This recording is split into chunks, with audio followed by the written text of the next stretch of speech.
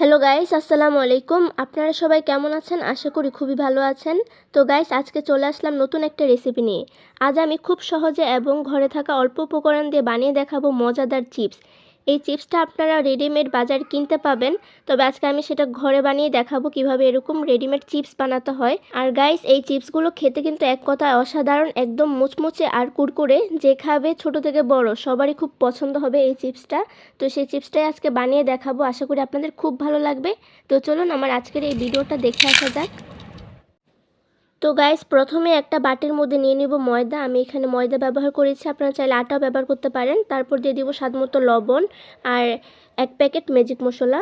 এই ম্যাজিক মশলাটা আপনারা যে কোনো মুদি দোকানে কিনতে পেয়ে যাবেন খুব অল্প দামে। তো ওইটা নিয়ে এখানে দিয়ে দিলাম 1 প্যাকেট। তারপর নেড়েচেড়ে মিক্স করে দিয়ে দিব পানি। এবার অল্প অল্প করে পানি দিয়ে এটা একটা ব্যাটার গুলিয়ে নিতে হবে। পাতলা করে একটা ব্যাটার গুলিয়ে নিতে হবে, হালকা হালকা পানি দিয়ে এভাবে। আমি এখানে অল্প অল্প করে পানি দিয়ে তারপর একটা হ্যান্ড মিক্সারের সাহায্যে সুন্দর করে একটা ব্যাটার তৈরি করে নিলাম। আর এই যে দেখতে পাচ্ছেন কীরকম ঘনত্বটা হবে, একদম পাতলা না, মানে পাতলা থেকে আরেকটু ভারী। এই যে আপনারা দেখলে বুঝতে পারবেন।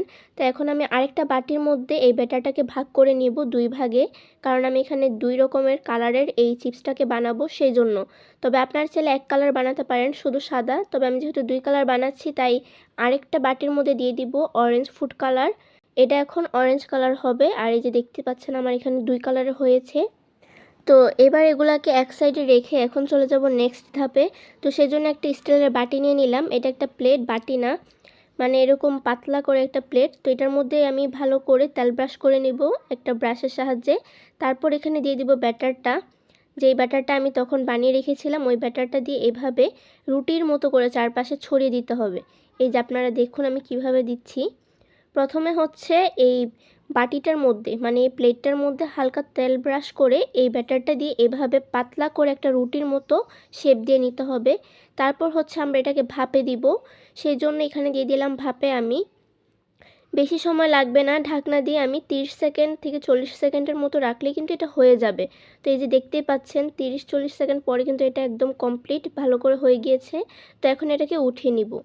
তো উঠানোর পরে এবার হচ্ছে একটা ছুরির সাহায্যে চারপাশে এটা একটু করে হালকা কেটে এটাকে এই যে এইভাবে টান দিলে কিন্তু উঠে যাচ্ছে। একইভাবে আমি আরও একটা রুটি বানিয়ে নিলাম। তো ওই রুটিটাকেও এভাবে চারপাশে ছুরির সাহায্যে হালকা আলগা করে নিব। তারপর হচ্ছে এভাবে টান দিলেই কিন্তু উঠে যাবে এটা। এই যে দেখতে পাচ্ছেন, যেহেতু তেল ব্রাশ করেছিলাম আমরা সেজন্য খুব সহজে উঠে যাচ্ছে। গাইস, রুটিগুলো বানানো শেষ। এবার হচ্ছে চিপসগুলোর সাইজ দেওয়া বাকি।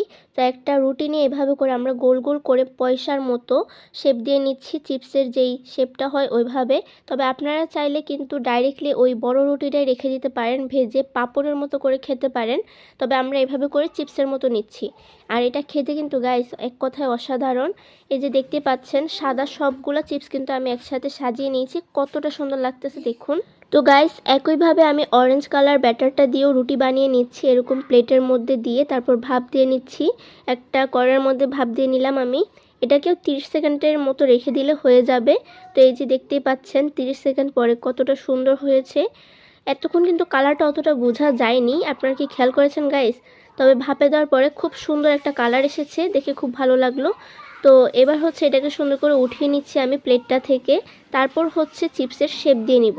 একটা কুকি কাটারের সাহায্যে আমি এই চিপসের শেপগুলো দিচ্ছি, আপনারা চাইলে অন্য কিছুর সাহায্যও দিতে পারেন। তো গাইস, আমার চিপসগুলো বানানো কিন্তু একদম কমপ্লিট। এবার এগুলোকে আমি একদম কড়া রোদের মধ্যে শুকিয়ে নেব, 1 থেকে 2 দিনের মতো শুকিয়ে নিলেই যথেষ্ট। তো ফিরে আসলাম গাইস একদিন পরে। এই যে দেখতেই পাচ্ছেন চিপসগুলো কিন্তু অনেকটা শুকিয়ে গিয়েছে আর এগুলো কিন্তু একদম রেডি। তো গাইস, ফাইনালি এই যে দেখুন আমার চিপস বানানো কিন্তু একদম কমপ্লিট। আর দেখে একদম মনে হচ্ছে যেন বাজারে যে রেডিমেড চিপসগুলো আছে ওইগুলো। যে কেউ প্রথমে দেখলে বুঝতে পারবে না যে এটা বাড়িতে বানানো নাকি বাজার থেকে কিনে আনা।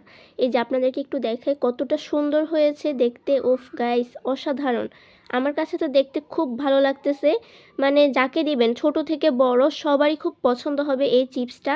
আর বানানো কিন্তু খুব সহজ, অল্প সময়ে বানিয়ে নিতে পারবেন একদম সহজে আর ঘরে থাকা উপকরণ দিয়ে। তো এখন এগুলোকে হচ্ছে আমি ভেজে নিব। আর এই যে দেখুন আমি কড়াইয়ের মধ্যে তেল দিয়ে তারপর এই চিপসগুলোকে দিয়ে দিলাম। আর কত সুন্দর ফুলে ডাবল হয়ে গিয়েছে দেখতে পাচ্ছেন। একদম অল্প সময় লাগে ভাজতেও, খুব অল্প সময় কিন্তু ভেজে নিতে পারবেন। এই যে দেখতে পাচ্ছেন 4 থেকে 5 সেকেন্ডের ভিতরে কিন্তু এটা একদম হয়ে যায়। এই যে দেখতে পাচ্ছেন আমি মাত্র দিলাম আর কত সুন্দর হয়ে গিয়েছে চিপসগুলো, অসাধারণ মাশাআল্লাহ, খুব সুন্দর হয়েছে। তো গাইস এই যে দেখেন আমি সবগুলো চিপস একদম ভালো করে ভেজে নিয়েছি আর দেখতে মাশাআল্লাহ কতটা অসাধারণ লাগতেছে, দেখে এতটা লোভনীয় লাগতেছে, তাহলে খেতে কতটা মজা হবে একবার চিন্তা করেন তো গাইস। আপনারা চাইলে এই চিপসগুলোকে বানিয়ে ভালো করে রোদে শুকিয়ে তারপর এয়ারটাইট একটা বক্সের মধ্যে রেখে দীর্ঘদিন পর্যন্ত সংরক্ষণ করে রাখতে পারেন। তারপর যে কোনো সময় শুধু ভেজে খেলে হবে, যেটা ওই যে বাজারে কিনতে পাওয়া যায় রেডিমেড চিপস যেটাকে বলে আর কি, ঠিক ওইটার মতো। কোনো সমস্যা হবে না একদম, এটার স্বাদ কিন্তু একটানা একই রকম থাকবে আর খেতে কিন্তু খুবই মজা, আর কতটা মুচমুচ আপনারা নিজেরাই দেখুন। তো গাইস যাই হোক আমি আমার এই ভিডিওটাকে এখানেই শেষ করতেছি। কেমন লাগলো অবশ্যই কমেন্ট করে জানাবেন, আর যদি ভালো লেগে থাকে তাহলে অবশ্যই চ্যানেলটিকে সাবস্ক্রাইব করে আমার পাশে থাকবেন। আল্লাহ হাফেজ।